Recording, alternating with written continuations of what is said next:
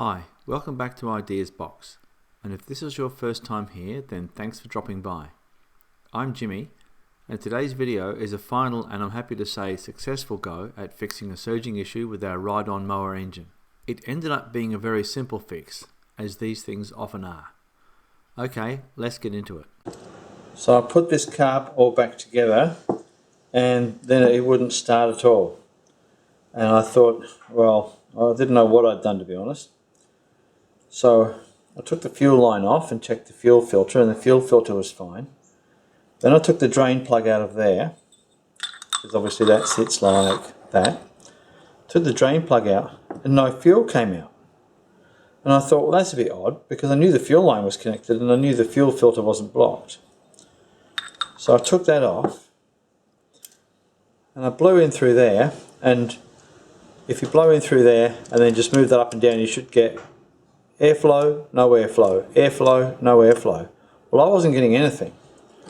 So I grabbed a bit of compressed air and started blowing things out, and you wouldn't believe it. I blew in there and didn't really get much result. So I took all this assembly here off. It's pretty simple. You just pull this pin here out, lift that off, and I blew in through there, and luckily I had it tilted like that, because otherwise I wouldn't have seen what came out. But that's what came out. A little bit of fuzz. So I'm not sure what it is, whether it's just dust and fibers or whatever, but that was blocking the fuel line. So what I think the problem was is, here's your carby, and you've got your fuel bowl with your shut-off solenoid, which is neither here nor there for the purpose of this exercise. But you've got your fuel inlet, and then your fuel line to your fuel tank, and in there you've got a little fuel filter, right?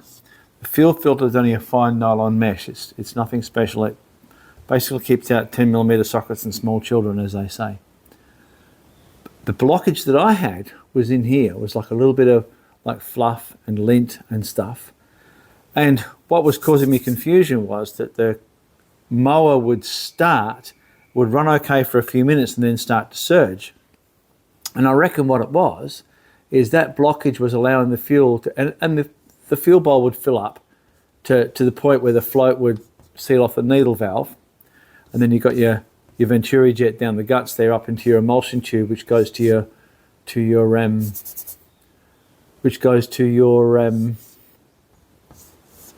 carburetor, and that's where so that's obviously that's airflow in, and that's going into the engine. And I think what it was doing was the blockage was allowing it to fill up. It would run for a few minutes, and once it depleted that, it would start to run lean, because the fuel wasn't flowing in fast enough. So it would run lean and it would surge.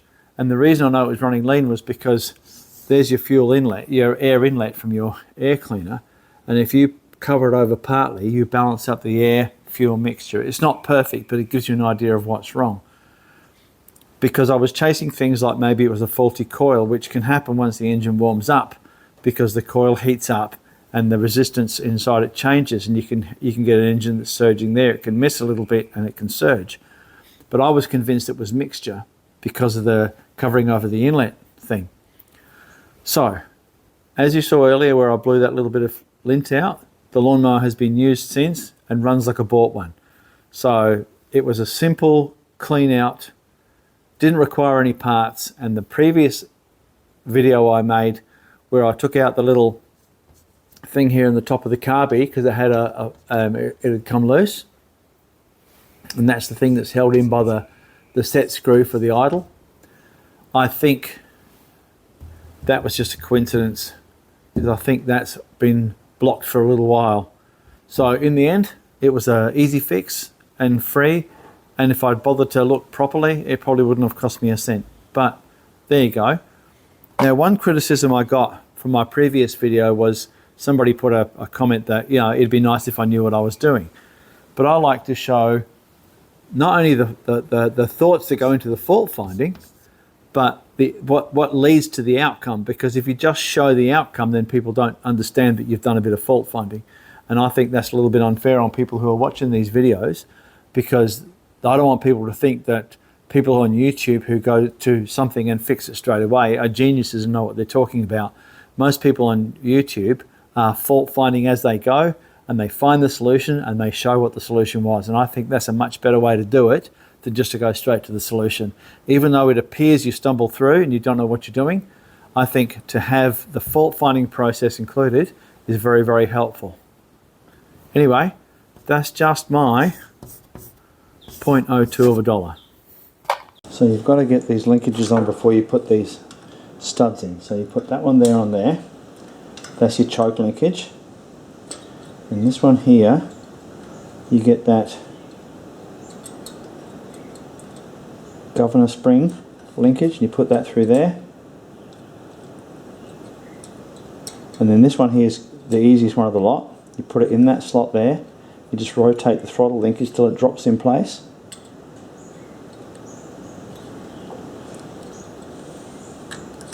Then it flicks back, and it's this little tab here that holds it in place. Then I'll put some Never-Sees on those studs, so you get them started. And I've just been doing them up with these vice grips on here.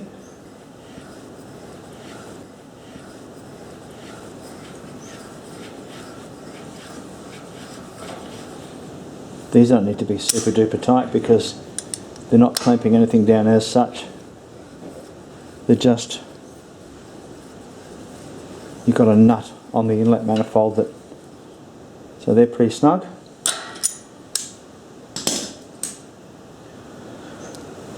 Then you connect up the fuel shut-off solenoid wire, and I've checked the fuel shut-off solenoid. It clicks when it's supposed to. Then this is your earth for your fuel shut-off solenoid. That goes back in there.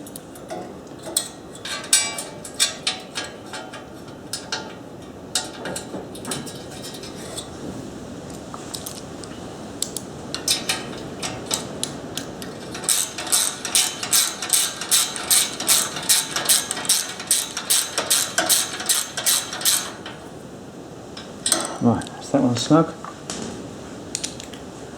Now this one here, reuse the old gasket because it's fine. Make sure I put it up the right way. Yep, like that. Oh, hang on, is that right? Yes, yeah, that's right. And then that goes on there. And these two nuts go on here.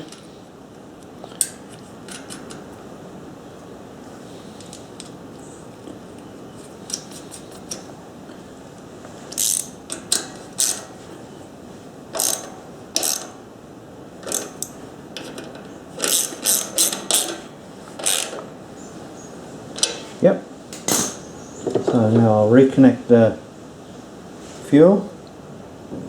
If I can do it without making a mess, how am I going to do that? What about if I put my hand over the fuel cap so that no, that doesn't help. Alright, it's going to have to be quick. Actually, I've got a better idea.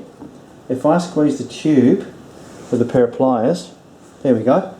That works well. I haven't done that before, but there you go, that works well. There's the fuel line on.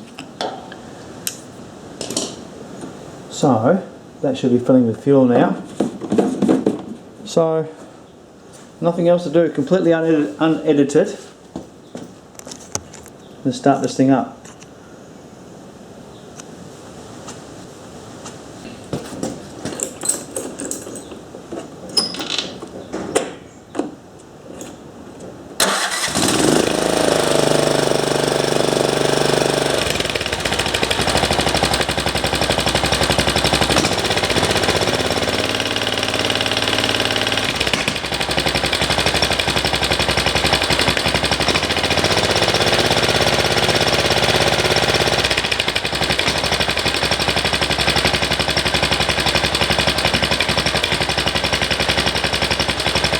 Bring the idle up a little bit.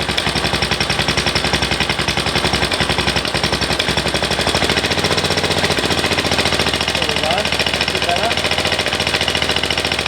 So I'll let that run